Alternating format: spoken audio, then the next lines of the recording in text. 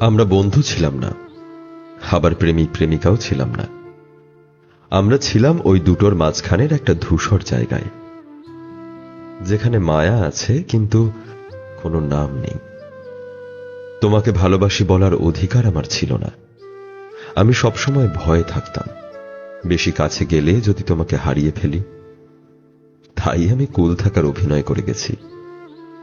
তুমি অন্য কারো সাথে হাসলে আমার বুকটা জ্বলে যেত, কিন্তু আমি রাগ দেখাতে পারতাম না, কারণ টেকনিক্যালি তো তুমি আমার নও।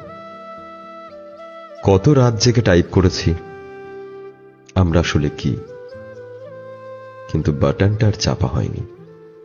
উত্তরটা যদি কিছু না হয়, সেই ভয়েই প্রশ্নটা করা হয়নি। সবচেয়ে কঠিন হলো এমন একটা বিচ্ছেদের শোক পালন করা যে সম্পর্কের কোনো অস্তিত্বই ছিল না।